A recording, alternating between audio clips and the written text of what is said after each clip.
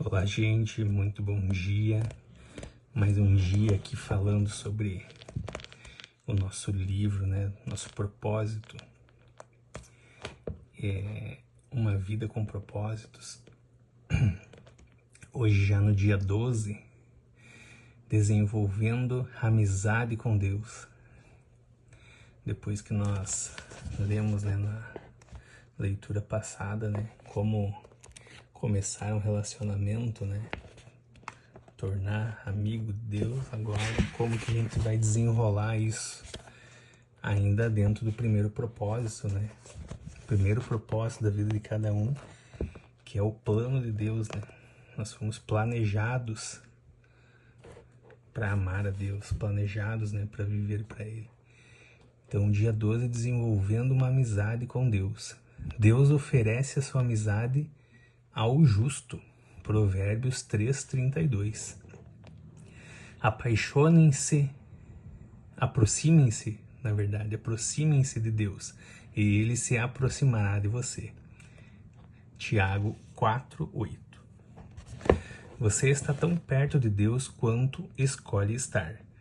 A exemplo do que ocorre com qualquer amizade, você deve se esforçar para desenvolver o relacionamento com Deus. Isso não acontecerá por acidente. É necessário desejar essa amizade e disponibilizar-lhe tempo e energia. Se deseja um vínculo mais profundo e íntimo com Deus, aprenda a compartilhar de forma honesta seus sentimentos e ter confiança quando Ele lhe pedir para fazer algo. A se importar com aquilo que é importante para Ele e a desejar sua amizade mais que qualquer outra coisa. Devo optar por ser sincero com Deus. O primeiro elemento fundamental de uma amizade mais profunda com Deus é ser absolutamente sincero sobre suas falhas e sobre seus sentimentos. O Criador não espera que você seja perfeito, mas insiste em que seja absolutamente honesto. Nenhum dos amigos de Deus que aparecem na Bíblia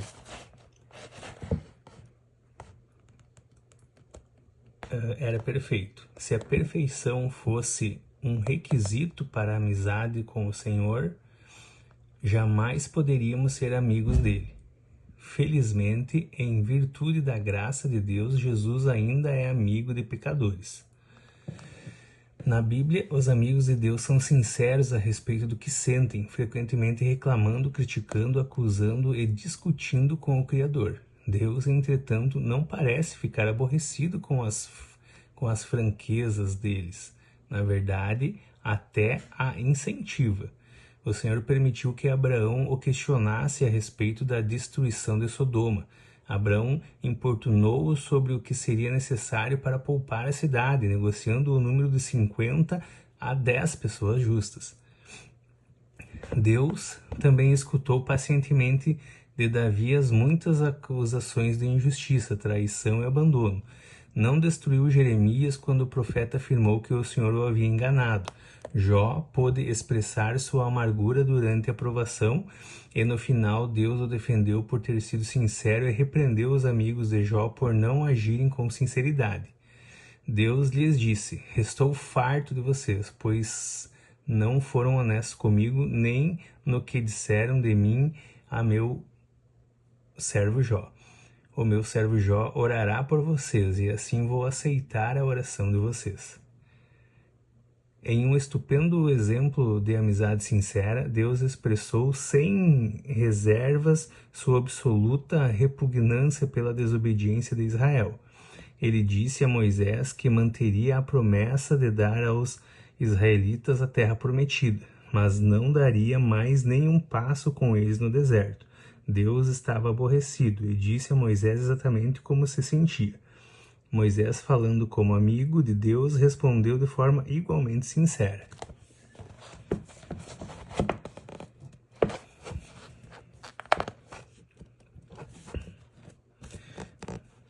Tu me dizes, conduza esse povo, mas não me deixes saber quem enviarás comigo. Se sou assim tão especial para ti, permite que eu tome conhecimento dos teus planos. Não te esqueças de que este é o teu povo, tua responsabilidade. O Eterno respondeu: minha presença irá com você. eu me encarregarei da viagem até o fim. Moisés não concordou. Se tua presença não assumir a liderança aqui, cancela agora a mesma viagem. Que de outra forma se poderia saber se estás comigo nisso, comigo e com teu povo? Quero saber, viajarás conosco ou não? De que outra forma saberemos que somos especiais, eu e teu povo, entre todos os outros povos da terra? O Eterno respondeu a Moisés: Está bem, será como você disse. Eu também farei isso, pois conheço você muito bem e você é especial para mim. Eu conheço você pelo nome. Poderia Deus lidar com esse tipo de franqueza se ela partisse de você? Sem dúvida. A verdadeira amizade é edificada sobre a transparência. O que pode parecer audácia, Deus vê como sinceridade. Deus escuta as palavras exaltadas de seus amigos. O que o aborrece são os clichês, aquelas frases previsíveis permeadas de religiosidade. Para ser amigo de Deus, você deve ser sincero com Ele e dividir seus verdadeiros sentimentos, não o que você pensa que deve sentir ou dizer.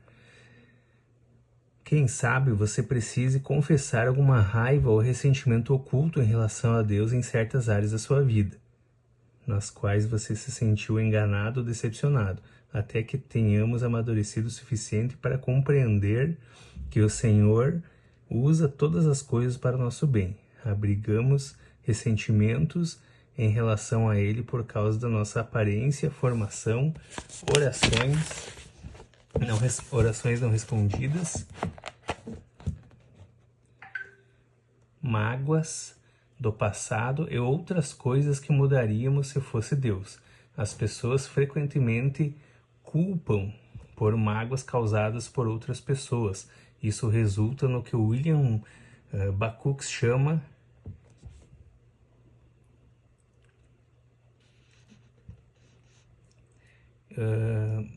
de seu rompimento oculto com Deus. A amargura é a maior de todas as barreiras para a amizade com Deus. Por que eu iria querer ser amigo de Deus se Ele permitiu isto? O antídoto, é claro, é perceber que o Senhor sempre age em nosso benefício, mesmo quando sofremos e não conseguimos entender o que está acontecendo. Livrar-se dos ressentimentos e revelar o que sentimos. No entanto, são os primeiros passos para a cura. A exemplo do que fazíamos os amigos de Deus na Bíblia, diga a ele exatamente como você se sente. Reflita a respeito de Jó, Asaf, Jeremias e Noemi.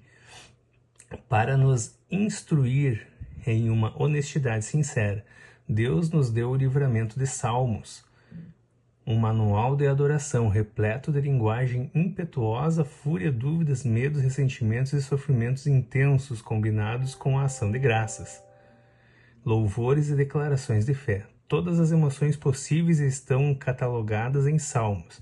Quando você lê as confissões emocionadas de Davi e de outros compositores, percebe que é assim que Deus quer que você adore, sem reter absolutamente nada do que sente. Você pode orar você pode orar como Davi. Derramo diante dele as minhas queixas e conto-lhe todos os meus aborrecimentos. Estou totalmente abatido. É animador saber que todos os amigos íntimos de Deus, Moisés, Davi, Abraão, Jó e outros, defrontaram-se com dúvidas. Em vez de mascarar seus receios em frases feitas, eles expressavam sincera, aberta e publicamente. Exprimir as dúvidas pode ser o primeiro passo em direção ao nível seguinte de intimidade com Deus.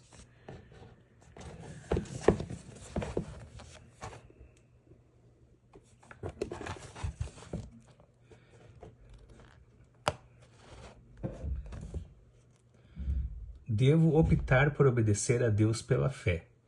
Todas as vezes que você confia na sabedoria de Deus e faz tudo o que Ele diz, mesmo sem compreender, sua amizade com Ele se aprofunda.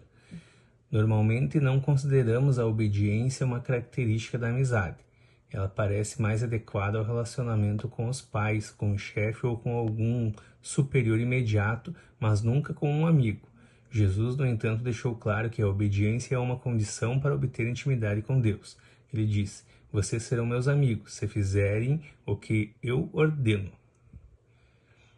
No capítulo anterior, assinalei que a palavra usada por Jesus quando nos chamou amigos podia se referir aos amigos do rei.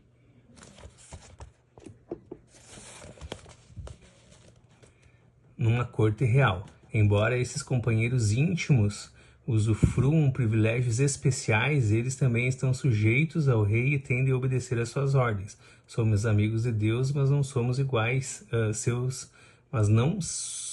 mas não somos seus iguais. Ele é nosso amado líder e o seguimos. Obedecemos a Deus não por obrigação, nem por medo ou imposição, mas porque o amamos e confiamos que Ele sabe o que é melhor para nós. Queremos seguir a Cristo por gratidão a tudo o que Ele fez por nós. E quanto mais de perto o seguimos, mais intensa a nossa amizade se torna. Os não cristãos, em geral, pensam que os cristãos obedecem por obrigação, culpa ou medo de serem punidos, mas a realidade é o oposto. Fomos perdoados e libertos, então obedecemos por amor, e nossa obediência nos traz grande alegria. Jesus disse: como o Pai me amou, assim eu os amei. Permaneçam no meu amor. Se vocês obedecem aos meus mandamentos, permanecerão no meu amor, assim como tenho obedecido aos mandamentos do meu Pai, e em seu amor permaneço. Tenho dito essas palavras para que a minha alegria esteja com vocês e a alegria de vocês esteja completa.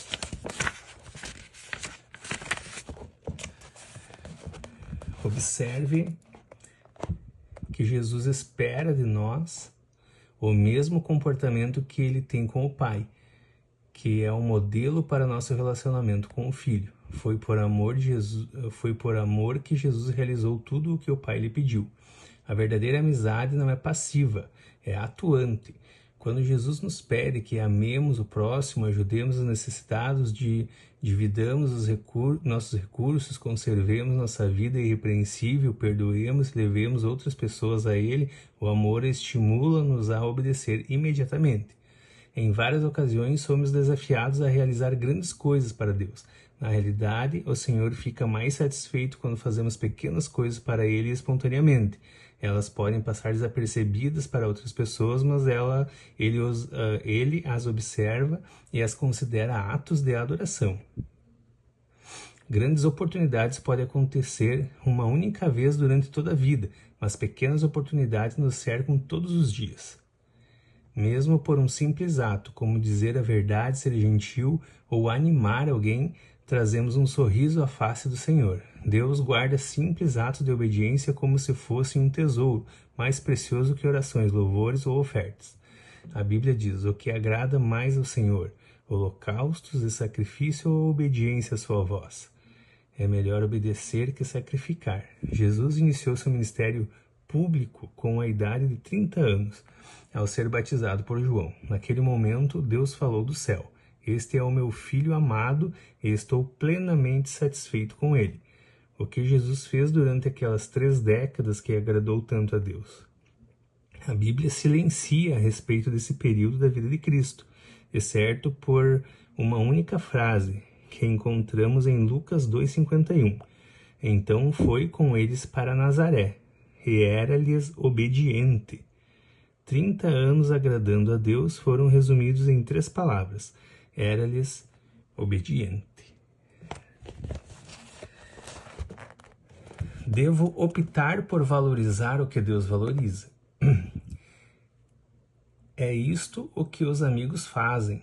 Eles se importam com o que é importante para outra pessoa.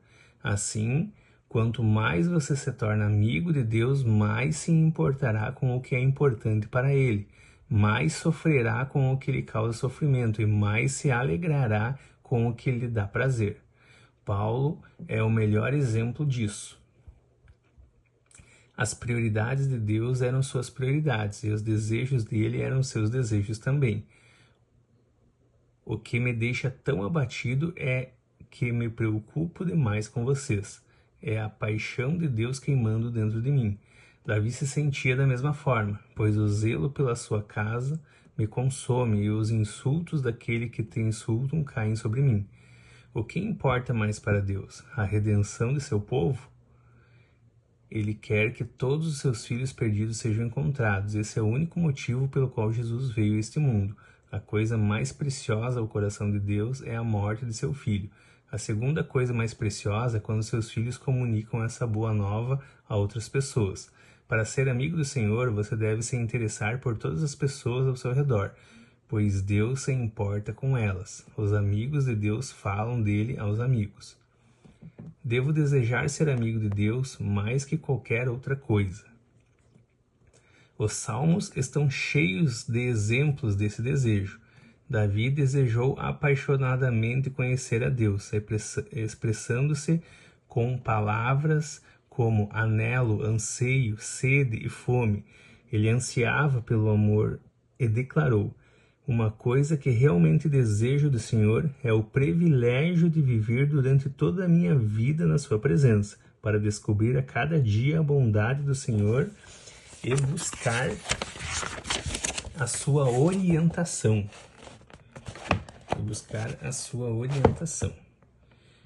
Em outro salmo, ele diz: o teu amor para mim vale mais que a vida. O desejo de Jacó pelas bênçãos de Deus era tão intenso que ele lutou uma noite inteira com o Senhor, dizendo: não te deixarei ir, a não ser que me abençoes.